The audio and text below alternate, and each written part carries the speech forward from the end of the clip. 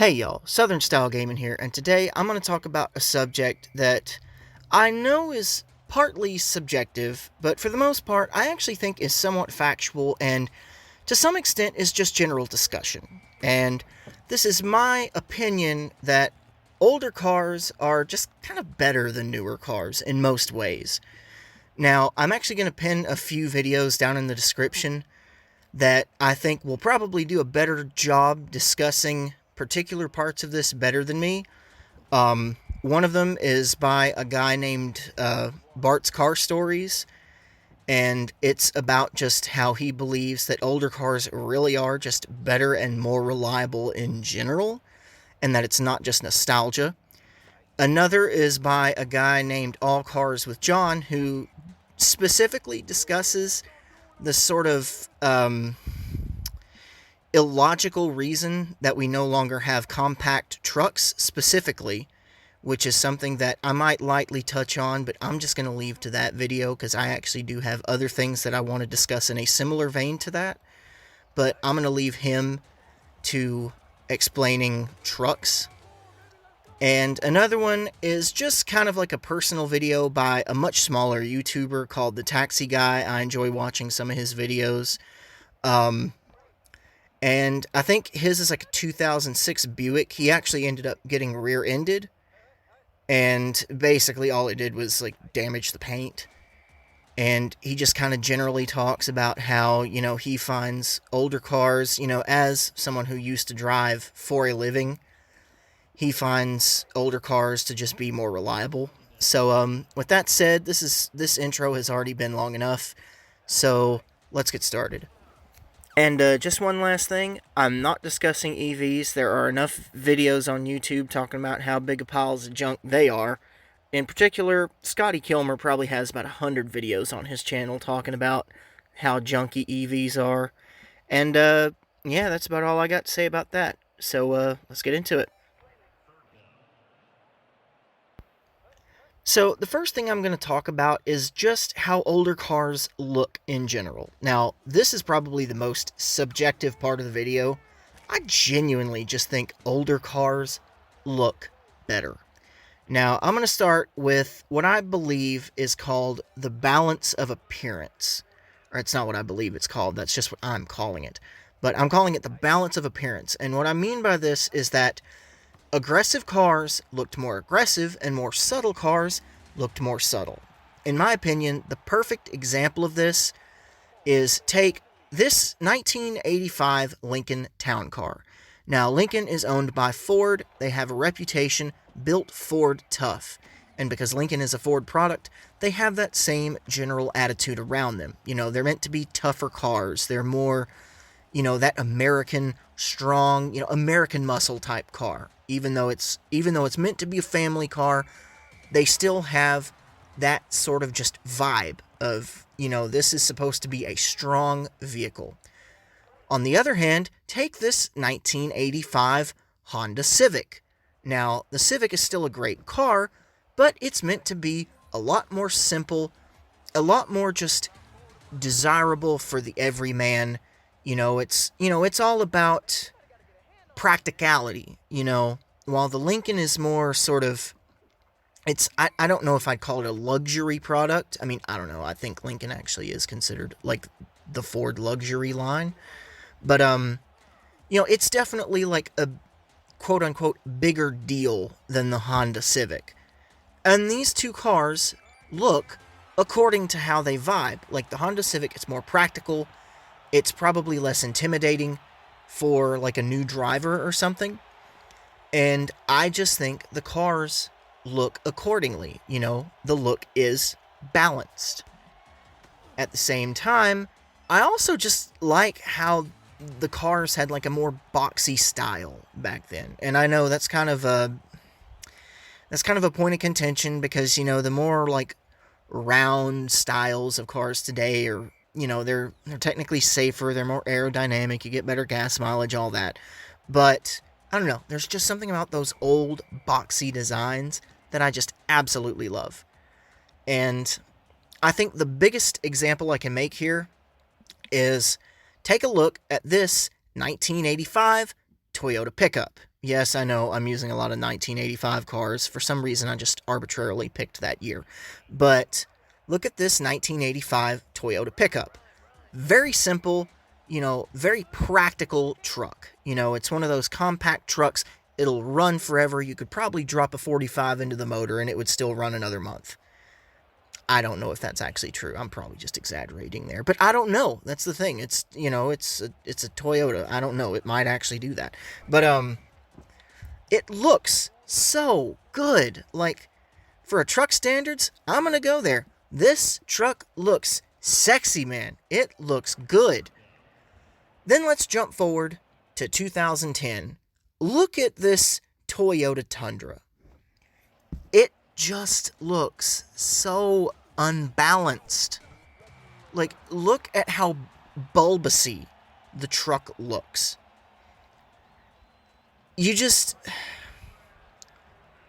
It looks so bad because the truck, it looks so soft and round around the edges, but then it's got this giant grill. Like, I just don't understand it. It does not fit the attitude of the car or of the truck. And I kind of have the same issue with pretty much every Lexus, because Lexus kind of started the trend of, like the sort of scowling looking grills. And all of their cars, they're just round and, they're designed to be aerodynamic. But the front ends look so aggressive, and to me, it just doesn't look right. It does not look balanced. You go back to like 2002 to 2006, Lexuses, even though they still had the rounder around the edges looks, they were still really good looking cars. But they just lost it somewhere along the way, man. Like, I just don't understand it. I don't understand why they're making every car, basically, in this day and age, look aggressive. I don't like it. There's just something that I like about a car that has a subtle look to it. Like, even that 1985 Toyota, it wasn't like all in your face. It wasn't super aggressive. I mean, it's a compact truck. But, I just love how that thing looks. And, you can say the same thing about a lot of cars back then. Like, the looks were balanced. And that's just what I love about the looks of older cars. Now, this, in my opinion, is probably the most objective part of the video. This is the one that I don't think anybody can really deny. Older cars are way easier to work on. Like, obviously, in modern cars, you're basically driving, like, a bunch of desktop computers welded to each other, and then you slap four wheels on there. Like, that's it's almost a running gag these days that mechanics say that, but it's pretty true. Like, especially in German cars. Like, my goodness, those things, they are so overly complicated in that regard. But we'll actually get to that later. That actually has its own section, believe it or not. But, I just absolutely hate how overcomplicated new cars are. Like, their designs just seem so ass backwards. And I think I have the perfect example for this. So, you may remember a few videos back, I mentioned that I drove a 2012 Toyota Sienna minivan for my job. I used it as a mail carrier vehicle. And let me tell you, I loved that thing. It was very reliable. Things hardly broke on it. I mean, I went through starters like mad, but that's just, when you're turning your engine off and shutting it back on 50 times a day, that's going to happen. But, things hardly went wrong on it. But when they did go wrong, I hated it. Like, I was cussing out. Like, there were times where I genuinely thought about quitting my job because I hated working on that van. And one thing that I will never forget is that I had to take it to my mechanic to swap out the alternator. Like, this is so nuts to me. I literally had to go and pay my mechanic, like, $120, I think. Maybe more than that, I don't remember. To swap out my alternator on that Sienna. And, like, that was so irritating. And the reason why is because there were so many plastic clips with wires all around it that you had to detach. And you had to have a certain tool to do it with, because like if you did it with just like normal pliers, like needle nose pliers or channel locks, you would like seriously run the risk of breaking the clips. And then you just have loose wires all in your engine bay, which, I mean, if you know anything about cars, you know why that's not a good thing. Um, but, then I got my new vehicle that I'm using for work, and it is a 2001 Toyota Tundra.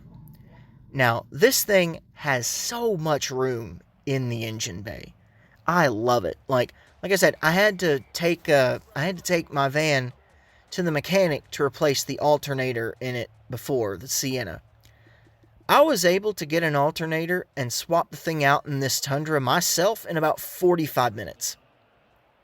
Night and day difference. Another thing that I remember about the old Sienna, changing the spark plugs was hell. I remember doing it. It took me 8 hours. Thank God I only ever did it once. But it took me 8 hours. Part of the reason is it was the V6 motor. I wasn't getting no inline 4 junk for a mail route. I probably couldn't have made it up half the driveways in an inline 4. But I got the V6. But what that meant is that the back bank was behind the freaking firewall. So I had to take off the wiper blades, and I had to take off the air intake manifold, all that. And then there was one bolt on like the back of the engine that I couldn't even fit my my ratchet back in there. I had to go back in there with just like a standard wrench. And I had so little working room, it probably took me like 10 minutes to get this one bolt off. I don't even remember what the bolt was for. It was just like some bracket, I think. Actually, to the air intake, it might have been. But it was so much just a pain. And like changing the spark plugs, might have took like 20 minutes to do it. But, just, it was such a bad experience. But then, I get the Tundra here, and granted, I haven't changed the spark plugs yet, but I can tell you, just from how much room there is in the engine bay, it is going to be such an easier experience, because they are all just right there. They are all just right there. And, it's the same kind of motor. It's a V6, which, by the way, I just want to point out, like,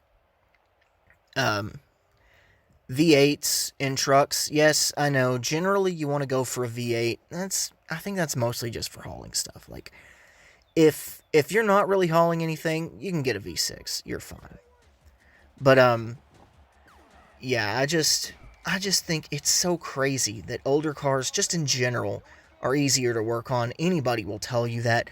The engine bays tend to have more room. I won't say they always do. I think it's Subaru has basically always had a reputation for having horrible cars to work on.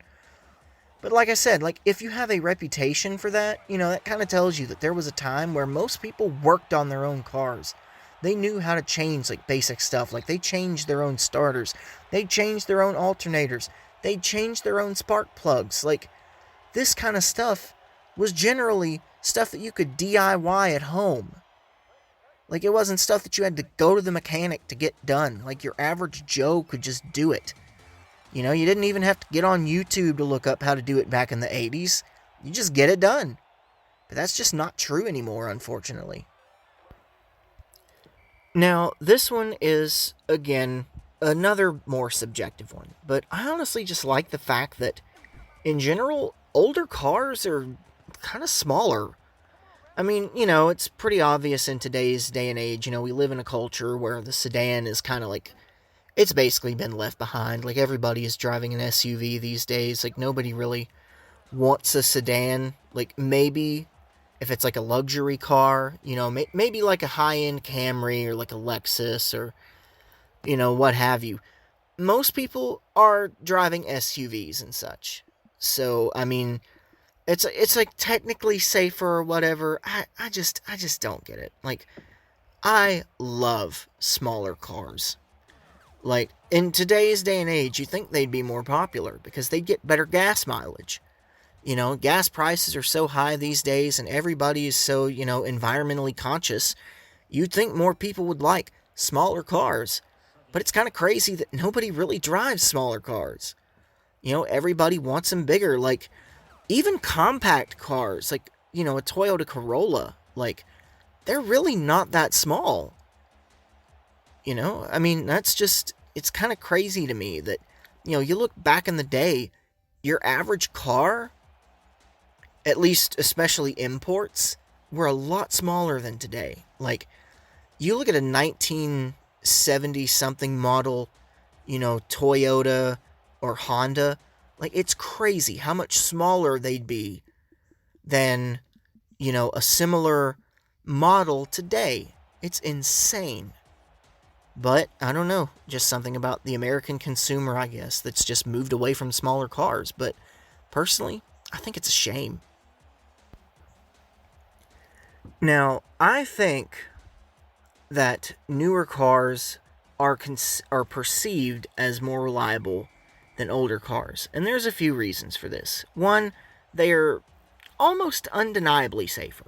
I mean, you've got things like crumple zones, you've got like impact detection, or like object detection, whatever it's called, where it like beeps when there's something around you. You've got backup cameras. You've got all these things that do technically make cars safer to drive. But at the same time, older cars, like, they sort of made you be more aware. I mean, most modern cars basically have an iPad in the middle of the dash. Are you telling me that that's not a problem? Like, come on, pedestrian deaths have skyrocketed here lately. Maybe that iPad in the dash has something to do with it. Like, it's kind of nuts that so many people think of older cars as being unsafe when newer cars could easily be considered unsafe just for different reasons. You've got airbags everywhere, the crumple zones, which I know some people are kind of iffy about because, they make cars easier to destroy. But, they do technically serve like a safety purpose, It makes the car absorb most of the impact. Your body, you're not going to get like, a broken neck from just simple impact. But overall, I do think that there's something to be said about cars, as I said in the previous section, just being smaller for one, like, you're not quite as heavy when you hit a pedestrian or another car. And two, like, older cars just almost undeniably allow for more visibility. Like, I think this is something that's really underrated. Like, yeah, the airbags everywhere are great, but they do actually kind of hamper your visibility. And again, this might just be my opinion, but I think that in their own way, older cars are a safer experience. Newer cars are more technologically safer, but I think driving an older car makes you a better driver. Double kill. And I think that lends to a sort of safety of its own. Now, I think if there is one vehicle company, if there's one car maker that actually basically personifies the problems of newer cars versus older cars, it would absolutely have to be Volkswagen. So there was a time back in the day where Volkswagen was generally considered very reliable. There was a time where they were considered solid vehicles. People liked Volkswagen. But nowadays, they fall into that just classic case of being cars that are so ridiculously expensive to work on. They're not considered unreliable these days because, they have bad motors or anything in them, which, I mean, some of them do from what I've heard. But, like, that's not the most common problem. The problem is they are so overly engineered. They are so overly complicated when it comes to their computer modules and all that stuff. And they break so often. And because of that, classic German engineering, they are so expensive to repair. And I think they just sort of personify how great cars back in the day have turned into something of a pain in the butt now. Because cars, like I said, even though they technically broke down more often back in the day, they were simpler to fix. And these days, you really can't just take it to a mechanic. You know, whenever you go to a mechanic, they kind of also have to be a software engineer too. And that's why you have so many cars that you kind of have to take to the dealer nowadays. And that just really sucks. And I think Volkswagen is basically like the perfect example for this. Something that was generally considered at one time a great everyman's car is now considered almost luxury, because you have to have that kind of money to be able to maintain the thing for longer than a few years. Like, once you hit 100,000 miles, you're going to start pouring a lot of money into this thing. And I just hate that it's gone that way. Now, there are two types of cars that you used to see pretty commonly back in the day that you just don't see anymore. And those are coupes and station wagons. Now, I'm going to start with coupes. You really cannot get a two-door car anymore pretty much at all unless you're getting a sports car. Like, honestly, I hate the fact that you can't just get a standard car with two doors. And I know that, like, the last few times it's really been tried, like, I know Honda tried with the Civic Coupe a few years ago, didn't really do too well. I think that in the modern economy, and with the way that a lot of young people are, like, you know, not a lot of young people are starting families right away. You know, when you're young, it's, you know, you're kind of just living with your girlfriend or your boyfriend or whatever. I think that it would be cool for young people, if they really want to go out and get that new car just for the clout or whatever, you know, because people are going to do that anyway. I don't think it's smart to go and finance a new car. But, I mean, my opinion's not going to change anybody else's.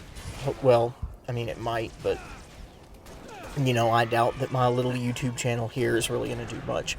But, you know, for those that are going to go ahead and do that anyway, I think it would be pretty cool for them to just have a more cost-effective version of, like, an economy car.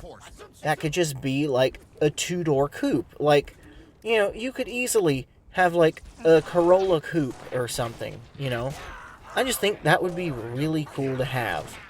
You know, like, back in the day, Honda had the Civic Coupe, like, they had the more recent one. But, like, back in the 80s, they also had a Civic Coupe. Now, it kind of looked more like a hatchback, but, I mean, still, it was a two-door car that the everyman could get on the cheap. And, you know, I think that a two-door economy car is really something that would work very well right now for somebody who wants a new car but doesn't want to spend a whole lot of money on it. On the other hand, I think that station wagons should also make a comeback as a more cost-effective version of, like, a minivan or SUV. Now, in the modern day, I know back in the day, for some reason, minivans were actually getting better gas mileage than a station wagon. But I honestly think in the modern day, you could come out with, like, a hybrid station wagon and basically market the thing as a sort of, like, halfway step between minivans and giant SUVs. Like, you could basically market it as, like, a lower-sitting Suburban. Like, I honestly think it would be really cool to see that, because in terms of, you know, that style of car, all you really have these days are crossover SUVs and hatchbacks. And I don't think either one of those are really, like, a suitable replacement. Like, station wagons, in my opinion, they are just so stylish. I mean, seriously, look at this 1985 Volvo 240 station wagon. This thing looks so cool. And I know it's a gimmick, but those back seats facing out the rear glass, just so cool. I love that about these cars. I think they were just really fun, really solid, dependable family cars. And for years, until the minivan came along, they were the typical choice for family cars. And I think they could really make a comeback. Come back with a hybrid version. You know, you could lighten them up. You know, get them better gas mileage than most minivans, and you can definitely get them better gas mileage than most SUVs. Like, come on. This would be so easy for some car maker to do. I mean, I know technically the Subaru Outback is still technically a station wagon, but it's not. It's not. I honestly see it more as just like a small crossover SUV. Like, that's just how I see the Outbacks. You know, they're not like an actual station wagon in my eyes. I would like to see something like the old Volvo 240s, like the old like JDM Toyota Crown that I had back in the day. I'd love to see that style of car come back. I just think they were so cool. Something else I kind of want to talk about is just this recent trend with cars. Like when I've said modern, I've pretty much meant like 2007 to 2010 and up, just depending on what company. But it's this recent trend in the last 5 or 6 years, so this is a little different. It's more recent. But it's this trend that they're putting smaller motors in cars and turbocharging them. Like they're basically sending them out of the factory with something that you normally only see on performance cars. So like with a normal car, instead of, a 6-cylinder, you'll see like a 4-cylinder with a turbo. Or with big trucks like the new Toyota Tundra, you'll see like twin turbo V6 motors instead of just a straight up V8.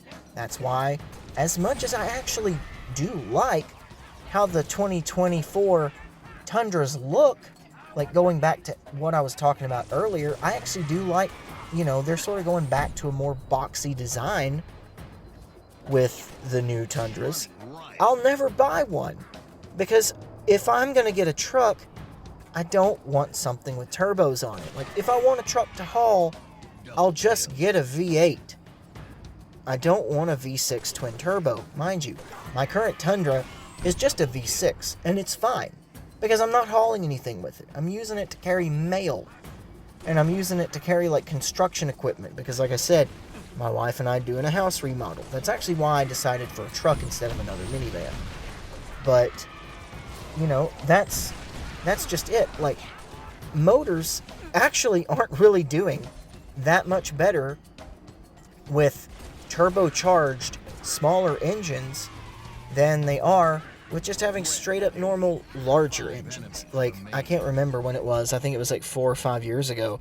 Chevy actually tried to put a 4-cylinder Silverado out as like a turbocharged 4-cylinder full-size pickup. That is insane. I cannot believe they actually tried that. That is absolutely bonkers to me. But like, even with small cars, like, you want a 4-cylinder, just get a 4-cylinder. Don't get one with a turbo, because turbos wear your motor out. They are ramming more air in there, making your motor work harder. It will wear your motor out faster because it's having to work harder because of all that extra air. And the problem is that you put one of these cars on a dyno, it looks like they're getting better gas mileage. That's why they're doing it, because you go with a smaller engine size, it's going to look like you're getting better gas mileage. But then once you get out there and you actually start driving it, and especially with trucks, once you start hauling things, all of a sudden, you're not getting that great gas mileage anymore. Like, it's pretty much back to normal. So, I don't even understand why they're doing it. I mean, I do. It's because of the EPA and, their horse crap. But I just don't understand why some of these companies don't just say, the heck with it. Real world experience says that just putting a straight up, 6-cylinder or V8 in these vehicles works just as good on gas mileage and better when it comes to longevity. So, in closing, I just want to say that I hope everybody enjoyed this. I'd like to remind everybody that most of this was subjective. I still think it's absolutely true that you cannot argue that older cars are easier to work on. But other than that, I do think a lot of this was conjecture. I personally prefer how older cars look. I personally prefer that older cars, on the whole, were smaller. And I personally think it's a shame that coupes and station wagons just aren't really a thing anymore.